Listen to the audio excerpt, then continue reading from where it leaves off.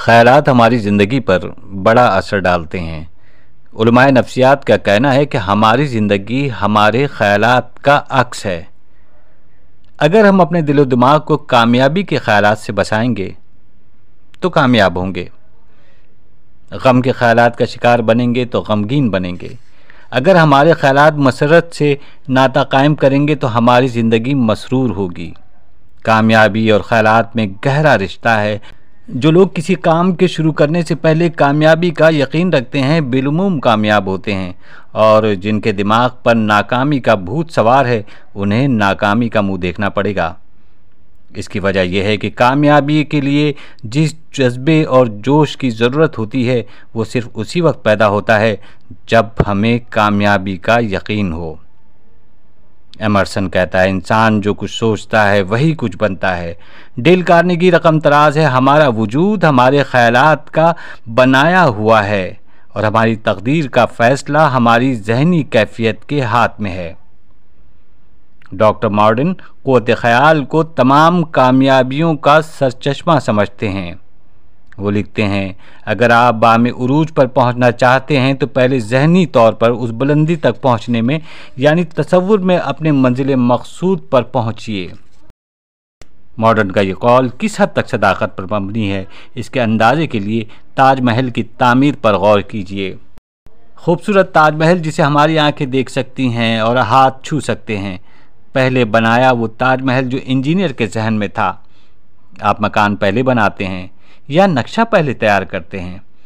اوسط درجے کی سمجھ بوجھ رکھنے والا انسان بھی تسلیم کرے گا کہ نقشے پہلے تیار ہوتے ہیں، عمارتیں بعد میں بنتی ہیں، بلکہ سچ تو یہ ہے کہ کاغذی نقشوں سے پہلے ذہنی یا خیالی نقشے تیار ہوتے ہیں۔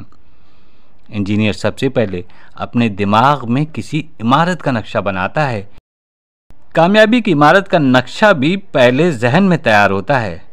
جو انسان اپنی زندگی بہتر بنانا چاہتا ہے، اپنی چھوٹی سی دکان کو وسیع کاروبار میں منتقل کرنے کا خواہاں ہے، کلرک کے بجائے افسر بننے کا متمنی ہے، کسی اخبار میں ساری عمر مترجم بنے رہنے پر قانع نہیں بلکہ مدیر اعلیٰ بننے کی تمنا رکھتا ہے، اس کا فرض ہے کہ وہ اپنی ذہنی کائنات میں انقلاب پیدا کرے، ذہنی گھٹیا ماحول کو خیر بات کہے اور تصور میں گہرائی سے بلندی تک پہنچنے کے مراحل طے کرے، اپنے آپ کو کامیاب انسان سمجھے اور ترقی کے اصول ہر روز ایک قدم آگے پر عمل پیرا ہو۔ یہی ہے وہ شاہراہ جو کامیابی تک لے جاتی ہے۔ اگر آپ مجھ سے 1000 بار بھی دریافت کریں گے کہ کامیابی کا سہل نسخہ بتائیے تو میں ہر بار یہی کہوں گا کہ اپنے خیالات کی باغ صحیح رخ کی طرف موڑیے، یعنی بلند خیال بنیے، اعلیٰ فضا میں پرواز کیجیے، اپنے آپ کو کامیاب انسان سمجھیے۔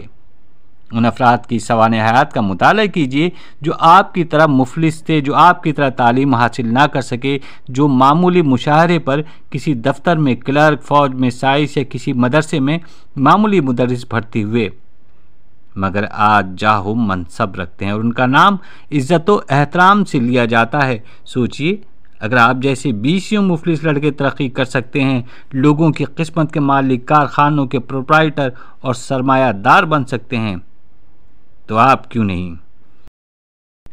ان لوگوں کی ترقی کی کہانی پڑھنے سے آپ کو معلوم ہوگا کہ ان کے خیالات ہمیشہ ان سے ایک قدم آگے رہتے تھے اور انہیں اگلی منزل تک پہنچانے پر اکساتے تھے۔ جب وہ ایک مار کا سر کر لیتے تھے تو رک نہ جاتے تھے، خیالات انہیں اور آگے چلنے پر مجبور کرتے تھے، اس لیے آگے بڑھتے تھے، بالآخر وہ منزل پر پہنچ کے رہتے تھے۔ قدرت نے انسان کو بدنصیب پیدا نہیں کیا۔ اگر اس نے آپ کو بھی Abraham Lincoln, Napoleon Franklin, Disraeli Stalin کی طرح 2 ہاتھ، 2 پاؤں، 2 آنکھیں اور تندرستی عطا کی ہے تو پھر آپ انہی کی طرح اپنا راستہ خود کیوں نہ بنائیں؟ قدرت ان پر مہربان تھی تو آپ سے کیوں ناراض؟ قدرت جانبدار نہیں۔ اس لیے معلوم کرنے کی کوشش کیجیے کہ کامیابی کا راز کیا ہے، اور جب آپ کو معلوم ہو جائے کہ کیوں کر کامیاب ہوا جائے تو ان کی طرح بلند خیالی کو شعار بنائیے، بحر حیات کی طوفانی موجوں سے لڑیے اور ترقی کی معراج تک پہنچیے۔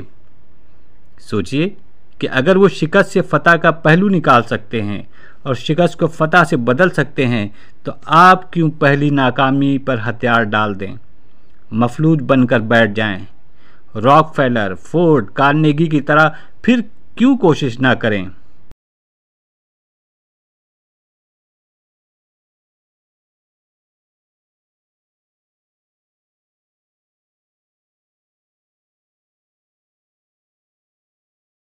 تو ہندوستان میں مسلمان شاید ہی 100 سال تک حکومت کرتے۔ اگر ابراہم لنکن جنوبی ریاستوں کی بغاوت کے ڈر سے اصول کی قربانی پر آمادہ ہو جاتا تو ریاستہائے متحدہ امریکہ کو عظمت حاصل نہ ہوتی۔ قائد اعظم کی جدوجہد پر غور کیجیے، کیا انہیں ناکامیوں کا منہ نہ دیکھنا پڑا؟ قائد اعظم نے پاکستان کے معرض وجود میں آنے بلکہ اس کے تخیل سے برسوں پیشتر مسلمانوں کے مطالبات کی فہرست حکومت برطانیہ اور انڈین نیشنل کانگریس کے سامنے پیش کی، مگر اسے درخور اعتنا نہ سمجھا گیا۔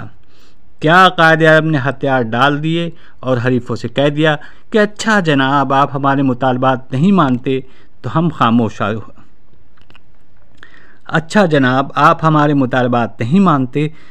خاموش ہو جاتے ہیں؟